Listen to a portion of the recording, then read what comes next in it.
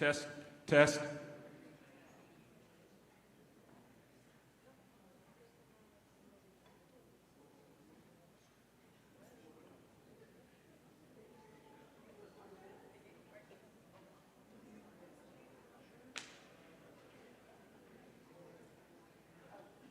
Test.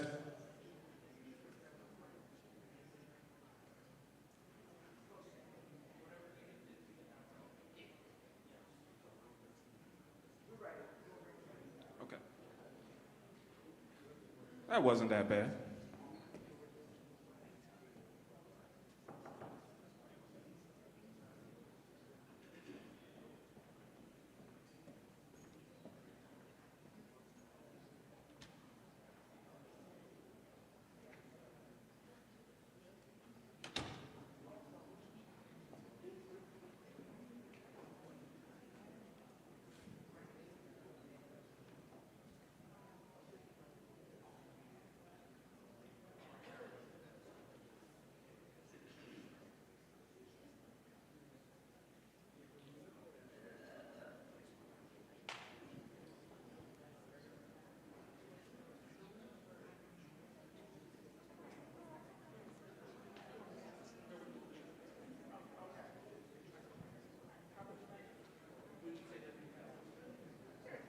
Okay, everyone, we're ready to get started.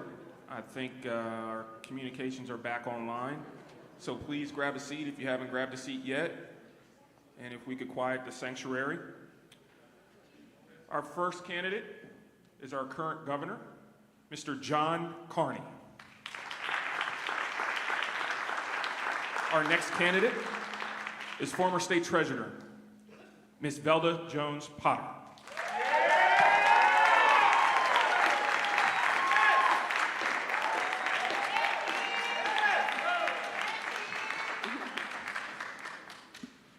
Good evening, candidates.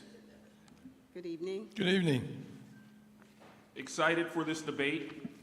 As I've informed other candidates before, we've been fortunate enough that the Urban League has been able to take advantage of churches as a place of gathering in regards to these debates or in conversations. So we request decorum, just not from you, but from everyone here in the sanctuary, and we keep that in mind.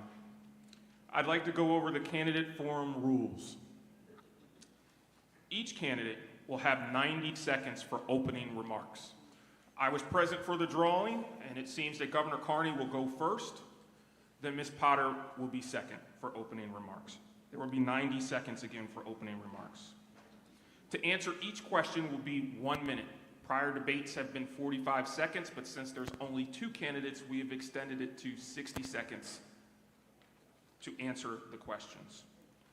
Rebuttals. If you would like to rebut or continue on with the conversation, keeping in topic, gesture, and the timekeeper will give you an additional 30 seconds after the end of the other person speaking, okay? For your closing remarks, they will be 90 seconds. Closing remarks will be 90 seconds, and Ms. Potter, you will be the first one to close. Does everyone understand the rules? Yes. Yes. Okay. If not, I know you'll blame me anyway, so it's fine. First question. Opening remarks. Sorry about that. Opening remarks. Thank you, Kerwin, and thank you all for coming. Good evening. I'm your Governor, John Carney. I'm happy to be with you at Ezion Fair Baptist. Thank you, Reverend Curry, for having us. And to the Urban League and all the sponsors, thanks for sponsoring. Let me begin by thanking all of you for the privilege to serve as your governor for the past 7.5 years. It's been truly an honor for me and also a big challenge. Over my 2 terms as governor, working with all of you and people across our state, we've made a lot of progress on issues that matter the most to us: education, public safety, affordable housing, and job creation. And we led Delaware through a global pandemic. We worked to make our community safer with strong gun control legislation, a ban on assault weapons, expanded background checks, and a permit to purchase handguns. And I signed aggressive criminal justice reform sponsored by the Legislative Black Caucus. We have invested over $100 million in affordable housing projects like Reach Riverside and extensive vacant property elimination on the east side and Lower Hilltop. That funding has gone to provide more opportunities for low and moderate income families and for minority contractors. I've thought long and hard about what to do next as my second term as governor comes to an end. And as I thought about the issues that matter the most, things that we were talking about, the answer was clear. I can make a bigger difference on those issues as mayor of Wilmington than I ever could in Washington, where I served for 6 years. And I'm committed to the work. Thank you all for coming.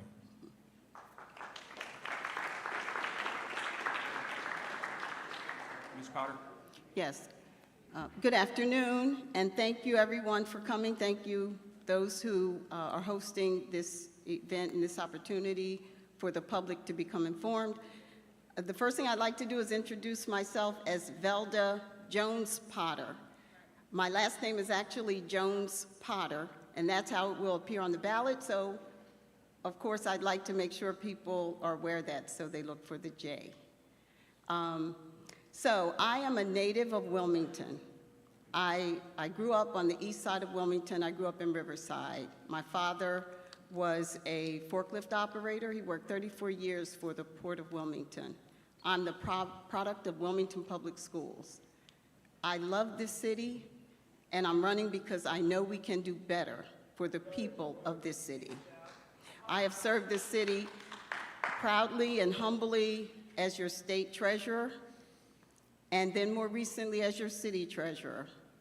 And in that capacity, the inequities that I saw and the opportunities to create a better living environment for everyone across every neighborhood in this city caused me to say, we need a change. And so I've stepped forward to help bring that change, and I'm pleased to be and honored to be a candidate for your mayor of the city of Wilmington, Delaware.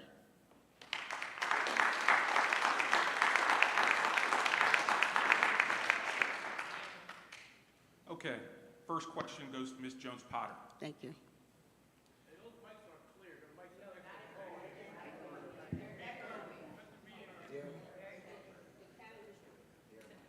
Candidates' mics.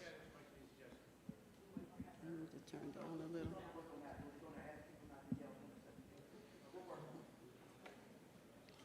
Okay.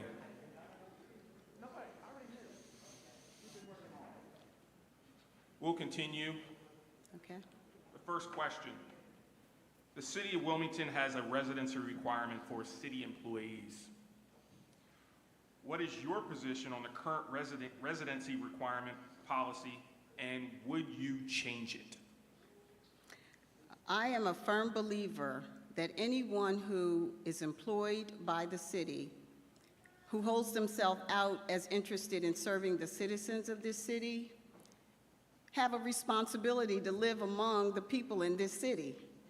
And 5 years is not much to ask for people to reside in this city. From an economic standpoint, it only makes sense. We don't want our taxpayers turning over outside of our city. When those dollars are in our city, it helps revive our city from an economic standpoint. But most importantly, living with the decisions you make for people of this city is an important way to improve and have an investment in the people that you purport to serve. So I believe wholeheartedly in that, and I frankly advocated very strongly when there was an attempt to remove the residency requirement.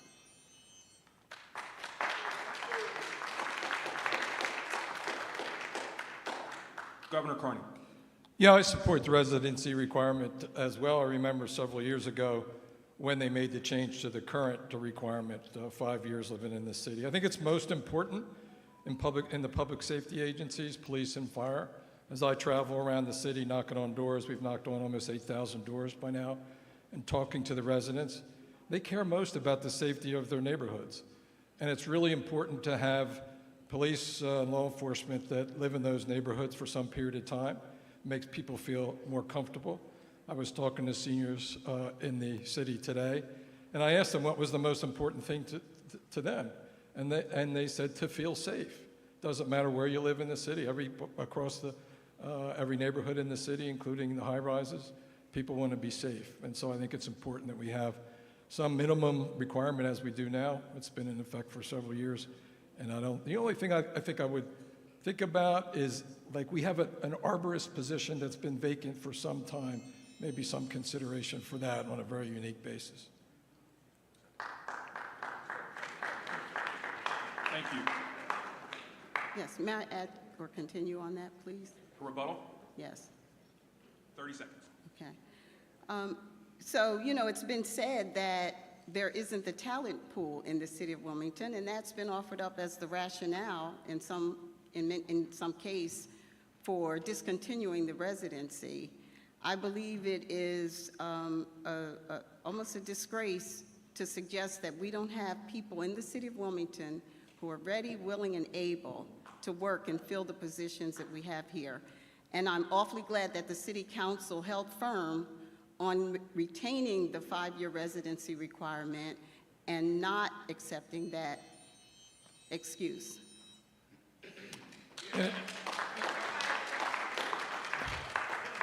It does also highlight another opportunity in my mind, and that is, you know, high schools across the county, across the state have what they call pathways programs now, and they have one for public safety positions.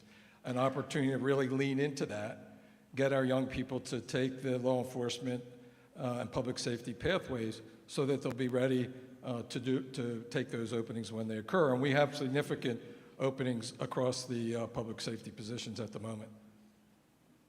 Thank you.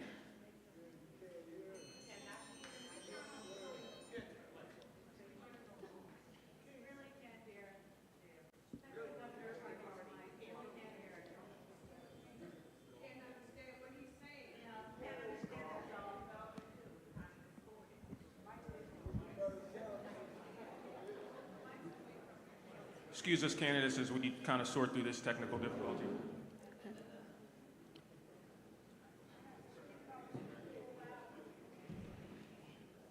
Test. Hello, is that better? No? Testing, 1, 2, 3. No. Bring it closer, try Hello, closer. testing, 1, 2. Testing, testing. Is that better? Okay, we can fix that then. Testing over here, testing over here. Okay, better?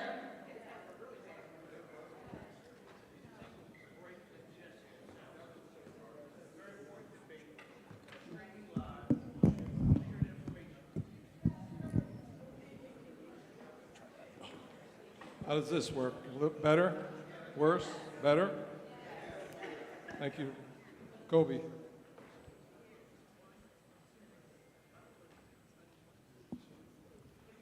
All right, best debate ever. Okay. The next question,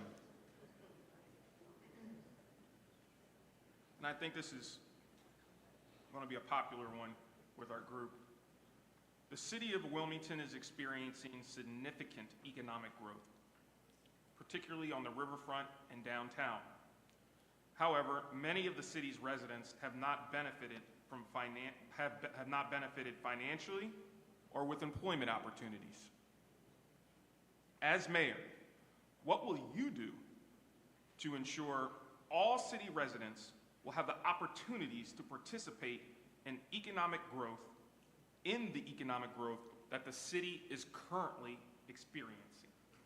So economic opportunity starts with education. And that's one of the reasons that I decided to run for mayor of Wilmington after my term as governor was over. I'd worked really hard for 2 or 3 years to form the Wilmington Learning Collaborative, which is a board that consisted of the 3 districts, Christina, Red Clay, and Brandywine, in our city. We have got to do a better job educating our children. And we've already seen the results from the last set of tests. That's where opportunity starts. And then we have to make investments in families so that the young people can grow up and get the education they need at high school, on to college, or back into the workforce, just like we were talking about with public safety positions. That's where opportunity starts. It also involves contracting with minority and women-owned contractors, which I'm sure we can talk about later. The economic growth in this city has absolutely not been shared equitably across the board with people. We need local hire policies. We need a return on investment for every single transaction that has city or tax dollars in it. Any project that's done needs to have a community benefits agreement where it's very clear that the community gains something in that process. And yes, education is important. And unfortunately, our children have been failed by the State Department of Education. We are the top 5 in the country for our spending on education, and we are in the bottom 5 for performance. And absolutely, that's a problem. And I don't believe the Learning Collab is necessarily the answer. Thank you. You have a rebuttal? Yes, I do. We've worked hard to improve the schools in the city of Wilmington over the last couple of years. We know, everybody in this room knows, that the problem didn't start last year, 5 years ago, 10 years ago. It started in the mid to late 1970s when the busing order was made by the federal court. And we've never really been able to provide the education necessary for our city children. As mayor, I would be focused, as I have as governor, like a razor, making sure we're giving those children what they need. Thank you. I'd like to Pardon me? rebut, if I may. Yes. I believe it was said that we worked hard over the last couple of years. This problem has been going on for a long time, and we do agree, I agree, that it goes back to the busing of our children and the removal of our schools from our neighborhood. So this may or may not be a popular proposal, but this is what I believe. Wilmington needs to be its own school district once again. And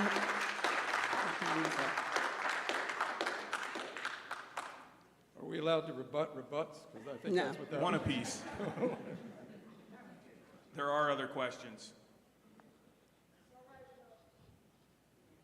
The city of Wilmington has been able to rely on federal funding from the American Rescue Plan Act, for the past few years to make up gaps in its finances. But the money is going away. How would you address the potential shortfalls in the city's budget?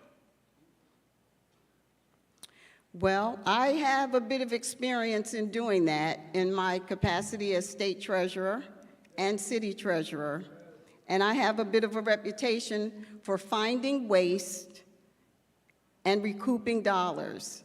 In the first 2 years as city treasurer, my small team of 7 recouped $20 million for this city, just out of our one department.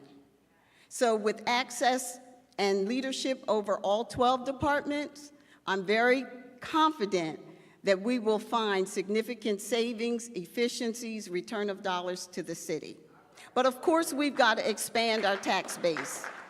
Of course, we have to expand our tax base and bring more business to the city, to bring revenue into the city, and I'm confident in our ability to do that as well. Thank you. Governor Carney. Thank you, Kerwin. When I first took office almost 8 years ago, we had a $400 million budget. We turned that $400 million budget deficit into a $500 million surplus. Ms. Jones-Potter is right. We need to expand our revenue base. The way to do that is to grow the economy. In order to grow the economy, you have to attract new businesses to our city, and we have to enable businesses that are there currently to expand. And that's why the project to bring Insight and their expansion to Rodney Square is a big deal for our city. It's millions of dollars of revenue, and it's good jobs, and it takes the pressure off folks that have difficulty paying their property tax bills because it's additional revenue. As governor, I also, with the support of the General Assembly, added $5 million to the city budget. Yes, may I? We have a rebuttal. Yes, I do. The state of Delaware, in studies, ranks at the very bottom in terms of economic growth. Negative, the only state with negative growth, negative 1.25% to be exact.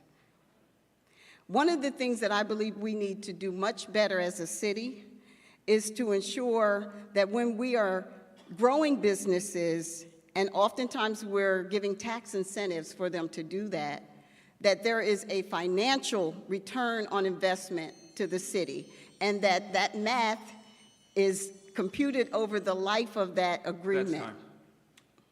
That's time. Thank you, Ms. Jones-Powell. The facts are these. Over the last 8 years, we've created 30,000 new jobs in our state. I just came from a meeting of the Delaware Prosperity Partnership, $2 billion of capital investment.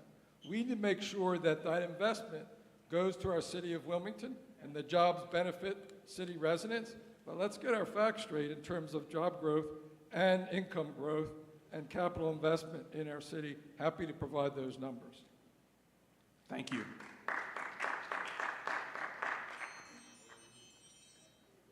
I'm waiting for the chime, and there it went. According to multiple studies on housing in Wilmington, many residents, particularly those living on low incomes, spend more than 1/3 of their income on housing.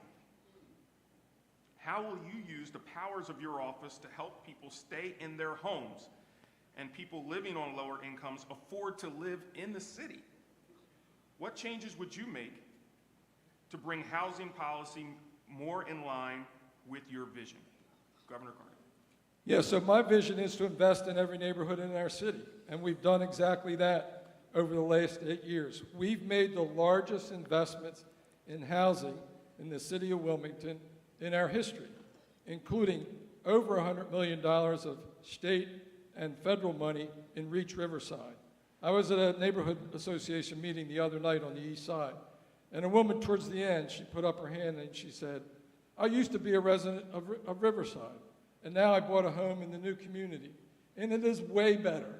And it's way better because they took a comprehensive approach to improving that community.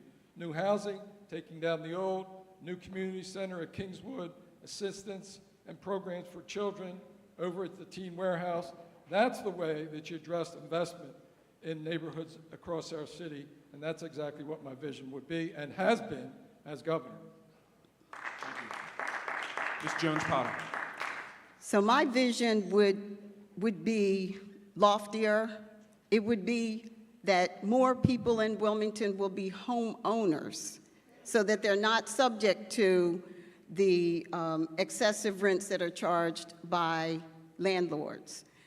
We have long since needed to implement rent control here in this city, and it's become even more a detriment as the rate of rents have gone up with the high-end condos that have been built, with the absentee landlords who are now taking advantage of that market trend and evicting people so that they can do minor refurbishments and then double the rent.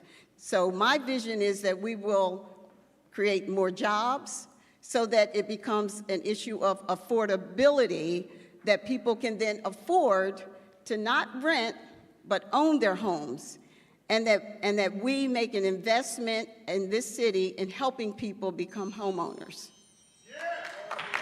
Thank you, Ms. Jones-Powell.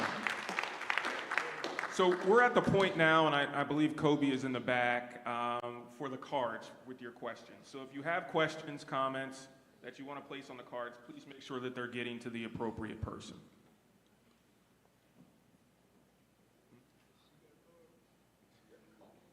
Did you have a rebuttal to that, sir? Yeah, in order to bring the cost and price of homes down in the city of Wilmington, you've got to increase the supply. And that's why the investments that we've been making in the city, using state and federal and a little bit of city money, have been really important. Has it brought the prices down? No, not yet, because you need more supply to bring the prices down. What it has done, like in Reach Riverside, it's re-envisioned and remade a whole community. If you go on the east side, you see whole rows of houses that were dilapidated on Bennett Street that are gone with new houses on the west side. If I have more time, I tell you what's happened on the west side.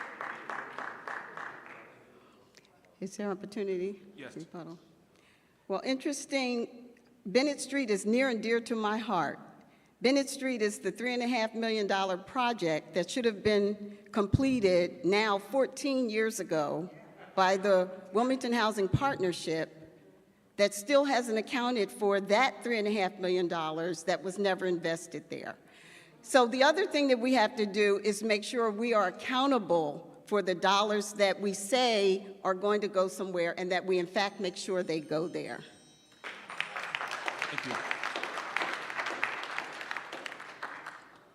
Ms. Jones-Potter, this question is for you. Candidates say they want to improve education in the city. But Brandywine, Red Clay, and Christina Colonial and Newcastle County Vo-Tech are all separate entities, and the city has no district, no direct control over school policy. So how would you improve public education in the city? Well, I think I've stated my position. I believe we need a city district, and I believe we need to get on to the business of working to get us there. Now, there are some things that we can and need to and will do in the interim as we work toward that. Early childhood education is suffering tremendously. We've got to make sure we are investing in nurturing, incentivizing employers even to invest in early childhood education. Because if we're sending children into the start of school at kindergarten who are already deficient in their learning, then we're setting them up for failure at that third grade mark. So I believe early childhood education is something that as a city we can help support. But creating a mandate to the state for either uplifting our children's performance, or, as I believe, give the children of the city back to the city with its own district properly funded. Thank you. Governor Carney. Yeah, my solution would be to get Christina School District out of the city because they're doing a terrible job on the east side and the center of the city, other parts of the district city, and then come up with what many people have recommended, which is the river plan. Half the city goes to Red Clay and half the city goes to Brandywine. That's something that the Reading Commission is looking at, and I believe there ought to be a process around that. But a single district will get us right back into a federal court again. J Street has assured me of that. We've increased our investment in early childhood education by twice. $129 million that goes to the city of Wilmington and communities across the state. We've invested over $150 million in the education of our city. We need to get better results for the dollars that we're investing in the city. It is not a question of resources. If you compare the cost per child in the city, it's about $33,000 a year. It's about $25,000 in the suburban schools.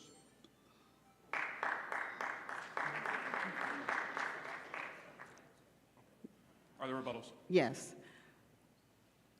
We agree that there has been an extreme increase in spending in education without the commensurate performance. There is a high cost in administration and transportation alone. All the buses that we see traveling, the maintenance, the capital investment in those, where children could walk to school if those schools are right in their neighborhood, where their parents could participate in their support and in their education if they're allowed to in their own neighborhood. Thank you, that's time. We have another rebuttal here, Governor Carney. So the fact is that for children from preschool to grade 5, we do have our children in the city of Wilmington. I live right behind Warner School. The children that go to Warner School live in that neighborhood, and they come from across the river. We need to have better options for the children once they get to high school. On the other side of town, you go K to 8 in the city of Wilmington. Those are essentially schools in our neighborhoods where our parents can get to for meetings and the like. Thank you. Thank you, Mom.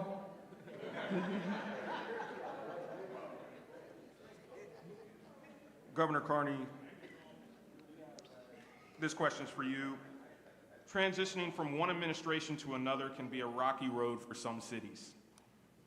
Can you explain how you are prepared to assume office on day one, and what would the first 100 days of your administration look like? So first of all, top to bottom, review all the administrative procedures, spending, budget, all that kind of things that you don't know. The fact of the matter is the mayor, the governor sets the tone, hires the people that do the work. And that's what I would look into, have a process for including people in our community, a very diverse administrative staff. I have the most diverse cabinet of any administration in the history of our state. I have appointed first two African Americans to the Supreme Court. I've appointed more judges to the courts than any other governor in the history of our state. And it's that kind of approach, an approach that understands that we have to govern as a group, that we have to govern a whole city, with every neighborhood being included in that. And that's the approach that I would take. What are we going to do on the north side? What are we going to do with housing? Most of it is having partnerships with people in the state government and other nonprofit organizations. Thank you.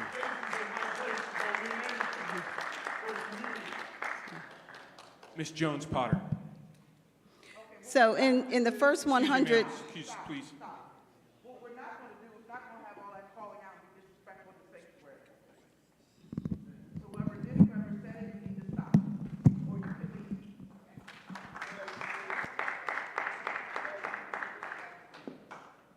We will reset your time.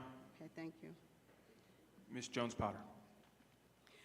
So I have had experience transitioning in roles over my career from the corporate world to government. And in that first 100 days, I will audit every aspect of the city to ensure that we are clear what our status and our standing and our position is. We will take a total operations assessment, but most important is I will reestablish a sense of service in our city government and a sense of community in our city. That's what's really missing, is we have lost the sense of Wilmington as a community, and it takes a leader to establish that. Someone who believes that that's important, someone who has experienced this city from every neighborhood within it, and that's what I will do as the prime focus in my first 100 days. I'll tell you, Governor Carney has a rebuttal. yeah, I'll tell you one thing I'm going to look really hard at. As we traveled and talked to people on porches across the city, like I said, over 7,500, people are very frustrated with city government not being able to solve the little problems they have in their neighborhood. The dead tree down the street, the pothole in the street in front of my house or in my community. We need to have better response from the city government on those kinds of issues. It's really the blocking and tackling of city government. And that's one of the first things that I would look at as I'm elected mayor.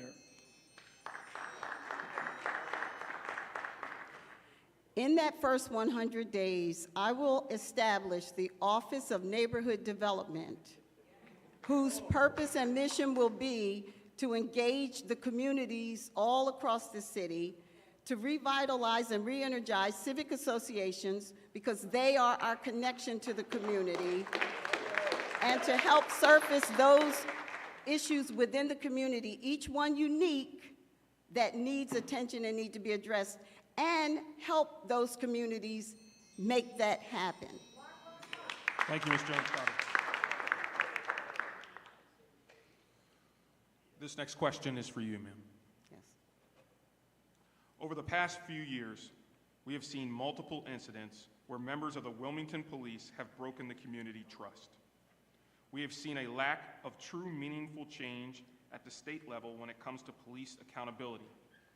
In 2003, the Delaware NAACP and ACLU filed a class action lawsuit against the City of Wilmington Police Department because of this.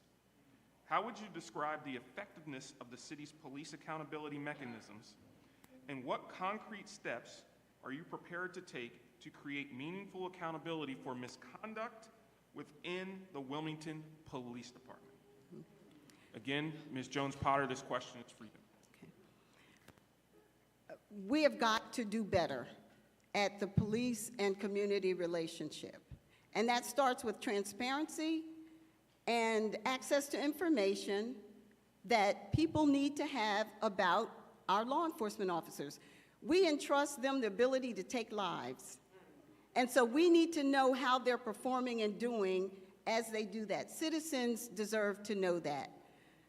So at the state level, I support changing the laws so that that transparency and information is available. At the local level, within the City of Wilmington Police Department, it's very much a matter of accountability. Everyone is expected to perform their job, including our officers, our firefighters, our trash collectors, everyone in the city, and they will be held accountable to how they do that. Thank you. Governor Carney. Yeah, as I said a few minutes ago, there's nothing more important than residents across the city than their safety in their homes and their neighborhoods. But you can't have effective law enforcement unless there's trust and respect between law enforcement officers and the people that in the neighborhoods where they're serving. And so that's a critical requirement. The fact of the matter is we did pass legislation initiated by the Legislative Black Caucus several years ago in 2020. They developed the criminal justice reform agenda that I signed into law.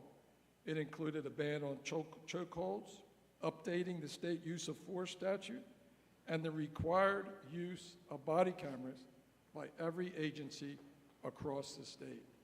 There's nothing more important to transparency than those body cameras. And it was something that we required by law and funded across the state. Do you have a rebuttal? Yes, I believe that it is extremely important that we hire and develop police officers who are in touch and in tune with the community. And I believe that if we have downtown visions in downtown, why don't we have neighborhood visions helping in those neighborhoods, particularly those where the crime and the challenges are most prevalent?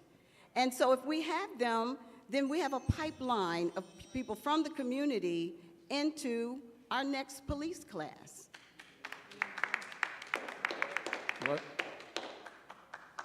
One more thing important to this issue and our response to it. In 2020, I issued Executive Order 41, requiring law enforcement de-escalation and implicit bias training and increased transparency around the use of force protocols across the state.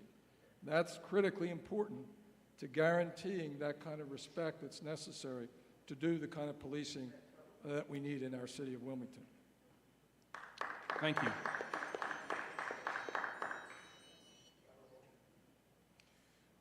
Governor Carney, this question is for you. In 2024, the Wilmington Reparations Task Force issued its final report. This current administration has yet to implement any recommendations from the report. Have you reviewed the report, and what recommendations do you agree with? If you have not reviewed it, when do you plan on doing so? And do you support reparations for Black residents? I have not reviewed the report. and I would be very interested in how they structure who pays these reparations. It doesn't make a lot of sense to me for a city whose residents are primarily black or brown to pay taxes for reparations to folks that are primarily black or brown.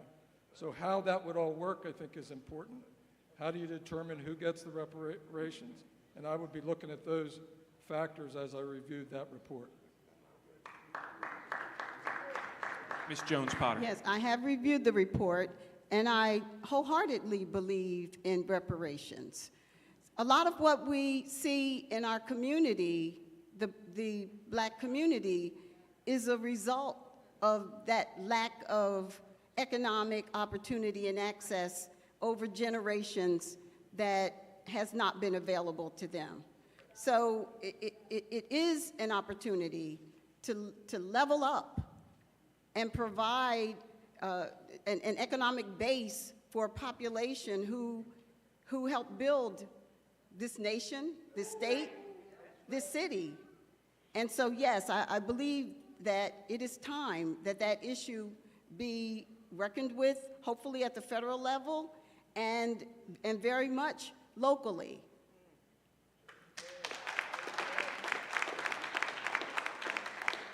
So I would just say this. It certainly makes way more sense to do it federally, where you've got a huge national tax base with people of all color and creed that would be paying for those reparations once you determine how you're going to distribute them, than to tax city residents for that purpose when you would be providing some of those funds to people that live in the city.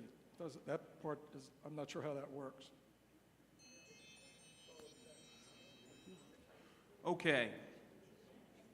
Did you want to rebuttal? No, I'm fine. This is the part where we go to the questions from the audience. We're at 7:10. The questions from the audience, as you saw, they were delivered to me, and I will go through and try to find questions that you have not answered as of yet. To be honest, some of these are redundant from the questions that you've asked. There are several in regards to school districts. They are not as specific as you've gone into detail, right? We can get into some of those if you would like. Any questions for those? No. Yeah, these are 60-second questions. Gentrification is real, and there is a concern within the public safety sector of the Wilmington Fire Department that the department isn't representative of the community in which it serves. What would you do to ensure that diversity is reflected in new hires, retention, and leadership?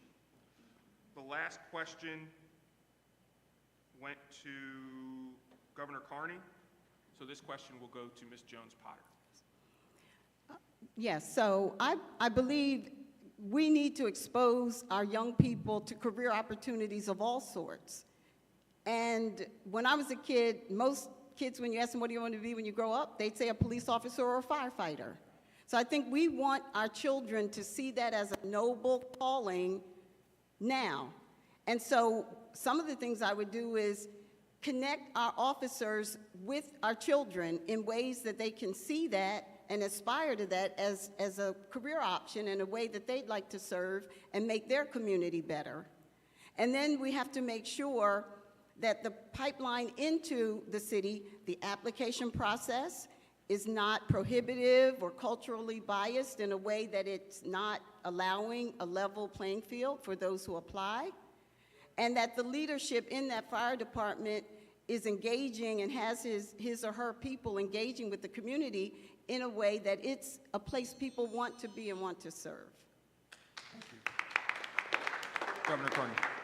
Yeah, I frankly happen to agree with Ms. Jones-Potter on this. I think exposing people to public safety positions and careers is incredibly important. I think having those pathways for our city children as they go into high school, whether it's Howard High School or some of the suburban high schools that they go to, I think it's really important that we have the residency required on the front end so you can attract those folks who live in the city who are familiar with the neighborhoods, that we can incentivize other younger people to do the same kind of work. And I think the exposure, as Ms. Jones-Pother says, is incredibly important. That's how people, I think we ought to do the same thing with construction contractors. Encourage young people to go to Howard and to go to Del Castle, as they already do, pick up a trade, turn that trade into a business, and, you know, rise, accumulate health, wealth, and stay in the city and buy a house.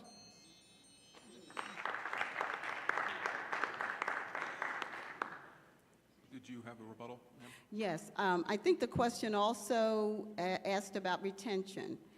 And so to that, I would seek to understand, why are we losing officers? Why are they not staying with us here in the city? And just try to address those issues, whatever they might be it compensation, be it schedule, work-life balance for them, hoping that they're not being lured from some of our other firefighter organizations, but understand what's going on with that and address that specifically. I would just, in the same vein, I would just make sure that we have child care opportunities available for those men and women in those two departments, and for the rest of city employees, and frankly, people that work in the city. That's critically important for people deciding where they're going to work and who they're going to work for.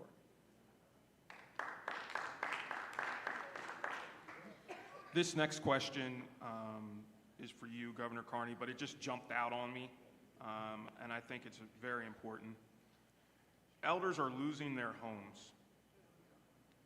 They do not have enough in regards to finance to maintain their homes and keep their homes here in the city of Wilmington. What kind of action would you put in place to assist them with their monthly mortgage cost? Yeah, so there are state programs that do that already, but one of the programs that I think has been very attractive to me that the city is doing right now is they have a program. It's limited for sure, and this is where you need a mayor who can get resources from other governments and from nonprofit agencies to do changes, upgrades to the front of their house, to their systems, their heating system, to enable or older people to stay in their homes. Making those investments are not just an investment in that individual homeowner and that senior citizen, but it's an investment in the whole neighborhood because it brings the neighborhood up. Same thing with vacant housing. Vacant housing, eliminating vacant houses is an investment in that particular person who buys it. It's an investment in that minority contractor, and it's investment in the whole neighborhood by removing the blight that's on that block. So it kind of goes hand in hand. But I've witnessed it on the east side, and it's a program that works.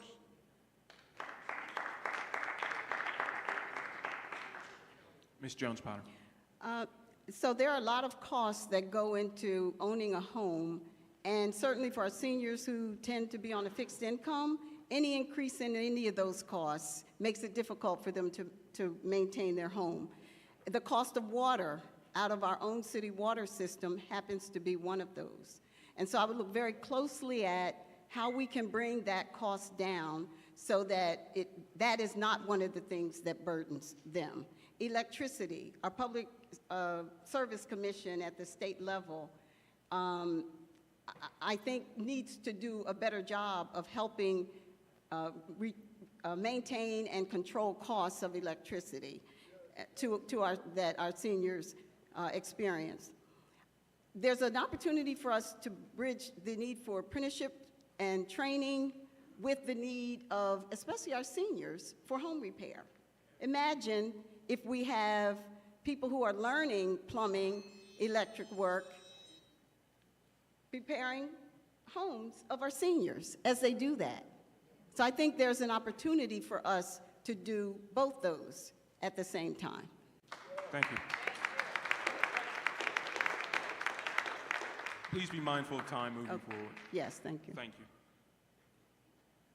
Did you have a rebuttal? I did not. No. I think she took my rebuttal time. She took the rebuttal. Okay. There was a question here in regards, which I think is very pertinent in today's world. I'm personally not a fan of electric vehicles, but there are so many people that are, in regards to the provision of charging stations throughout the city. What is the plan moving forward, your idea to deal with this issue, because there's just not enough? Would love to know your thoughts on this. Well, those who own electric vehicles may not like this answer very much, but that wouldn't be one of my top priorities. I mean, I'm just being frank. People are really struggling with putting food on their table and maintaining their homes. So yes, I would study that in due time, and we'd come up with a plan for what we need to do there. But that wouldn't be something that would be top of my list. Top of my list would be getting local hire legislation in place so that people who live here can work here on those projects and development that's happening here.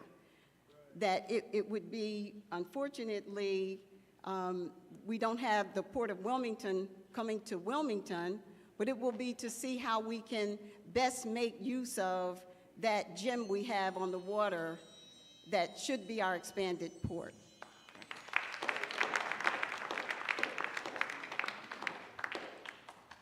Governor Carney, this question is for you. Should I not answer Oh, I'm the sorry. last question? My apologies. Yes. Go ahead. You probably figured out that I don't have a plan for electric vehicles in the city. It is something that we've got to look at for sure. I think the people that are going to take the lead are transit systems like DART, like the State Department of Transportation. They're already getting federal money to set up recharging stations across the state. But it's extremely difficult in an urban area like the city of Wilmington to have that kind of infrastructure. Something that clearly needs to be on the list that we look at to make sure that we're ready when when the affordability of the vehicles is such that city residents can buy it, and that's a big issue. You think about how much it costs to get an electric vehicle today. It's a very steep hill to climb. Yes. Yes, ma'am. So I don't want anyone to think that because that wouldn't be, I don't envision that as a top priority, that I don't have great concern about what belies that, which is the environmental issues in this country and obviously in our city. I do care deeply about that. And we'll be focusing on those environmental issues that are really serious and currently at hand. One of them being the lead that is in homes that is causing learning disabilities and challenges for our children every day. I worked very hard in implementing the de-lead program here in the city and would continue that.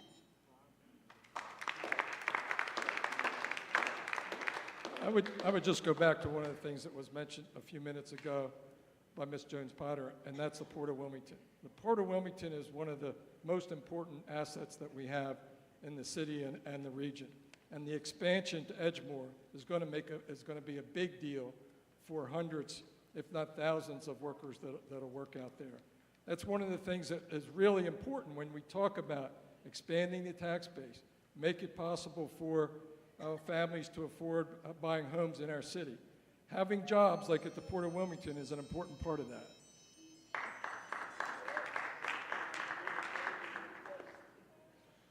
Next question. I think I got it this time.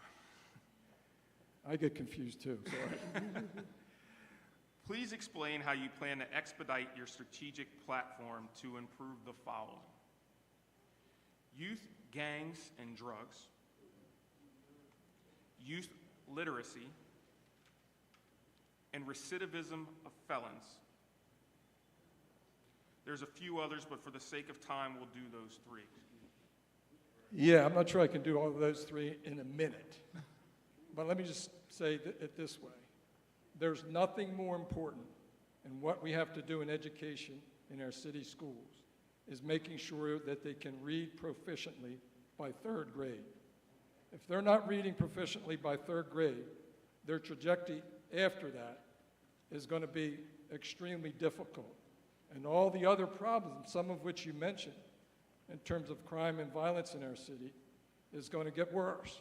With respect to that, we have a partnership with Wilmington Police Department. It's not exactly a partnership, but we provide social workers who approach the young people involved in groups and gangs in our city and try to encourage them to put down the guns, get out of the gangs, put this lifestyle away. If you don't, then the law enforcement agencies and the Attorney General are going to come down on you and the whole gang. And we've seen some of those prosecutions over the last couple of years, and I would continue to implement that. Ms. Jones-Potter. On the youth violence intervention, I believe we have to meet our children where they are. We have to have people who have been there, done that, people who understand gang activity, working directly with them to help them through that process. How do they not become a part of it? How do they not become a victim of it? It really takes people who can intervene because they know, they understand, they've been there. Recidivism is absolutely something that I believe deeply that we must do a better job of. Mental health services and support. People coming out of incarceration have needs there that we are not meeting, some very basic needs for housing. Obviously, they need work. And so we need to begin to work while they are still, well, first of all, how about we reduce some of the sentencing to be more practical for what the challenge was. I'll come back to that, I hope. Yeah,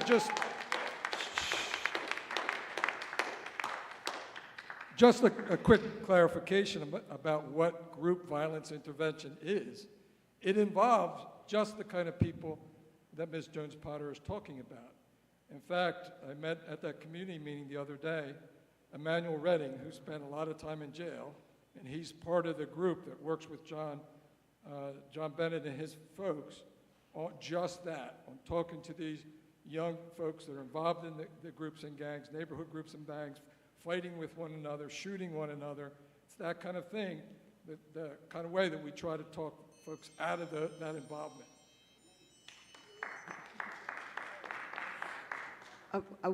We do agree. GVI is doing a really good job, and I believe that is representative of the kind of initiative that we need to not only have, but expand. On the recidivism issue, however, I'd like us to take a page out of the book of Governor Wes Moore in Maryland, and let's make sure we begin to set free those people who have truly set free, so they're not encumbered by their record and inhibited from working because they had a marijuana charge 14 years ago and they've long been out of incarceration and can't work. Go ahead. Am I overstepping my rebuttals? Yeah, we're a little long. If you'd like to address some of that in your closing remarks, feel free. This will be the final question from the audience. Why should veterans vote for either of you? Especially since Governor Carney stopped veterans from having a cabinet secretary for Veterans Affairs. Not sure what they're talking about there, but a veteran should vote for me for all the reasons that I've been talking about during this hour plus almost an hour and a half here. As the next mayor, I will put a laser focus on public safety in our city. Everywhere I go, every neighborhood, every front porch, senior citizens I talk to today understand that having clean and safe neighborhoods has to be a number one priority. It's the best for all of us. We have to have good jobs and expanding economy. Otherwise, we don't have money to spend on all the different things that we've been talking about tonight. We have to involve our young people. We got to improve the educational opportunities they have, and we've got to involve them in looking at jobs, public safety jobs, and police and fire.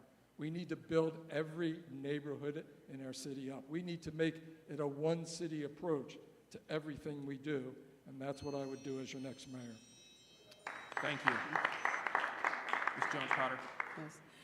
I have come to learn and appreciate how many veterans we have in our city and their needs. Many of them are experiencing homelessness. Mental health support is essential for our veterans. They are an important constituent base, and I would have an advisor to the office of the mayor who is a veteran, who can speak to and help us understand those needs and give us some advice on what we can do as a city to help that population. They are a constituent base with a unique experience that deserves specific attention, and I would give them that.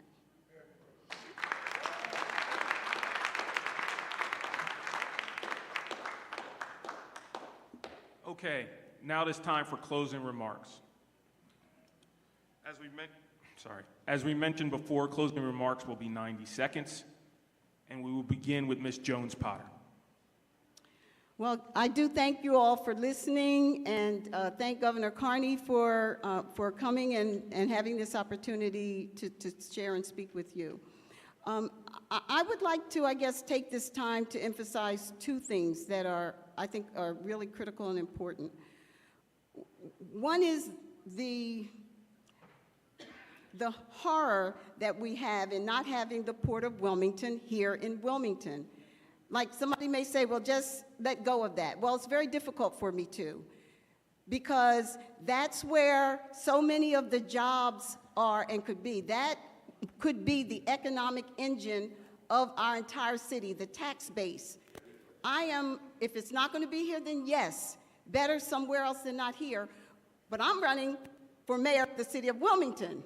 So I would want it to be here in Wilmington, where it should be, and but for Governor Carney not signing off on the agreement that would put it here, that port could have been here some 9 years ago. And then the port workers who have lost their jobs and are now struggling would not be. The economy, bring it back. The economy that would build up along that corridor and all of the spin-off businesses that would happen as a result of it. That kind of a tax base for this city is paramount. Why is it not here?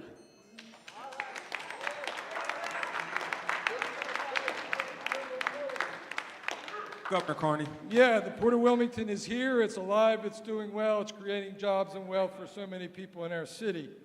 I'm sure you've heard me say that in order for our state to be successful, Wilmington has to be successful. And for Wilmington to be successful, every neighborhood in our city has to be strong. And for neighborhoods to be strong, the residents there need good jobs and they need affordable places to live. I'm running for mayor to bring my experience to meet the challenges that we've talked about tonight.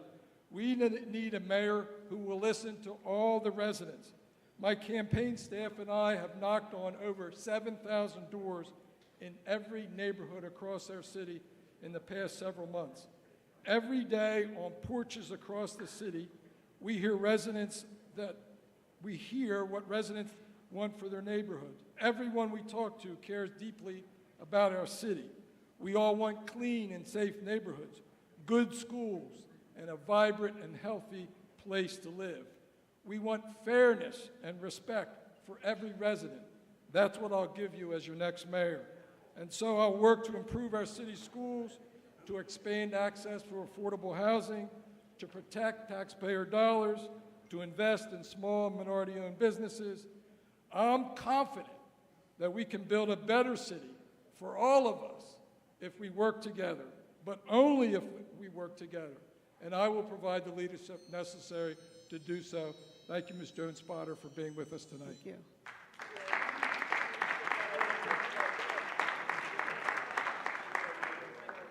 In closing, I want to thank everyone for their participation. As I've mentioned in other debates, I would urge both of the candidates and their staff to review the questions on these cards. They are very good, and we've gotten the most, I think, out of all of the debates that we've had. Please take a look at them Thank you, everyone, for coming out tonight. Give yourselves a round of applause. Thank you to the timekeeper. Hands together for the timekeeper there. She did a great job. Thank you very much for the timekeeper. Thank you all for participating this evening.